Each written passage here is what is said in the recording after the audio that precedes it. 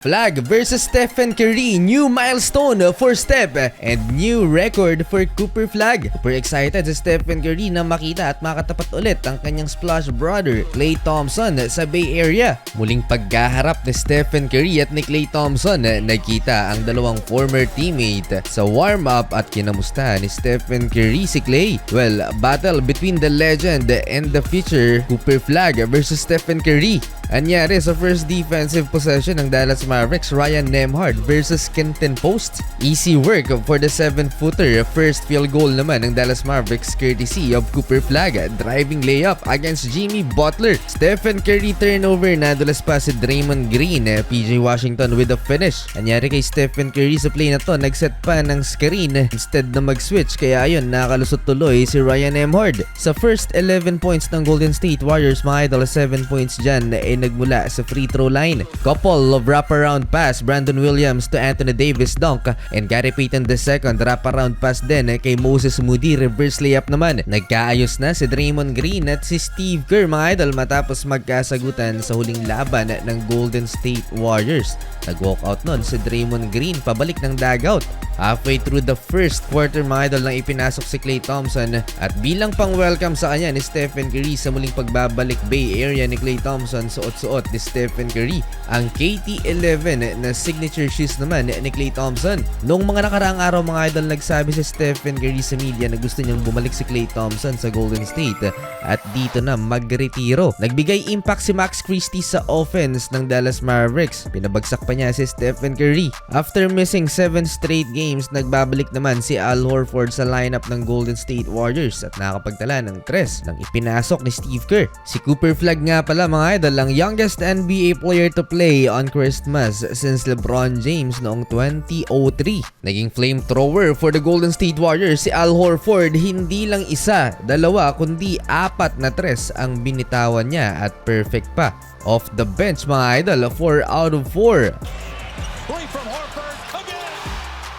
Celebrate ang bench ng Warriors, mga idol. Biglang lobo sa 12 points ang lamang ng Golden State at the end of first quarter, 40-28. Second quarter on the run ng Dallas Mavericks, Naji Marshall and Ryan Nembhard pushing the offense for the visiting team. Nakabalik ang Mavs, mga idol, baba sa 4 ang hinahabol nila, 40-36, while Stephen Curry struggle pa rin, 0-4-4 sa field, at kahit etong point blank layup iniscoop pa ni Steph, nagmintis. Karoon ng problema si Anthony Davis, mga idol, dito sa second quarter at mukhang nadali na naman ng kanyang right groin. Umalik sa locker room si AD para i-check ang kanyang kalagayan. Nauna pang makapag-3 si Draymond Green kay Stephen Curry, and after 6 shot attempts, nakaisa na rin si Steph beyond the arc. Against Jimmy Butler ang second field goal ni Cooper Flag, pero ang ganti sa kanya ni Jimmy ay back-to-back alley-oop dunk at 3, mga idol. Balik sa 11 points ang lamang ng Golden State Warriors. Fast break again, Brandon Podziemski to Moses Moody, alley-oop layup. Obligado na magbuhat si Cooper Flag dahil wala si Anthony Davis. At eto na nga ang nangyari, 3 straight field goals for the top 1 rookie ng NBA draft. Naging X-factor, mga idol, off the bench itong si Brandon Podziemski, 7 points with 4 assists. Simula nang maging parte siya ng second unit ng Golden State Warriors, mas naging better ang kanyang stat line.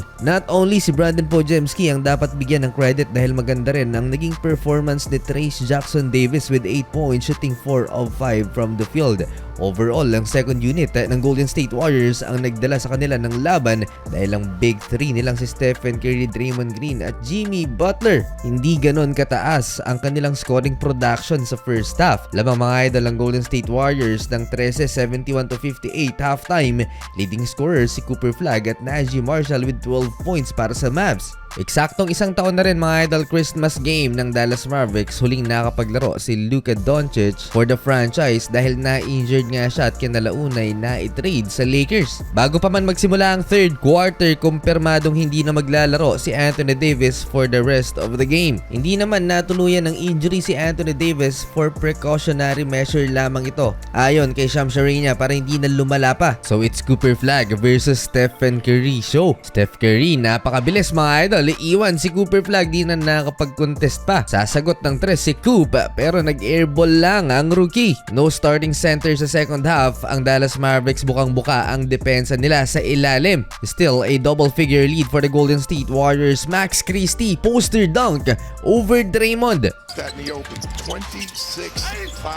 Mabot pa mga idol ng 17 points ang naging biggest lead ng Golden State Warriors dito sa visiting team. Great pin daw ng ginawa ni Max Christie sa play na to para malibre naman si Cooper Flag for a triple. 17 points for the rookie mga idol. Nag-mini run ang Dallas Mavericks hanggang sa naibaba na naman sa 10 ang lead ng Warriors 79-69. One-on-one ulit Stephen Curry versus Cooper Flag. Pick and roll action. Gary Payton on the roll for another 2-pointer. Warriors. Butas talaga mga idol ang depensa ng Dallas Mavericks dahil wala si Anthony Davis at hindi pa pinapasok si Daniel Gafford. Nag-small ball lineup ang Mavs. Salitan lang sa pagpuntos mga idol. No resistance both teams. Klay Thompson versus Stephen Curry. Naiskoran ni Steph ang kanyang former splash brother. Last 3 minutes na ng third quarter nang maitala ni Klay Thompson ng kanyang first 3-point field goal sa Bay Area. Last 90 seconds bago matapos ang third quarter, naibaba pa sa 7 ang lamang ng Golden State Warriors 94-87.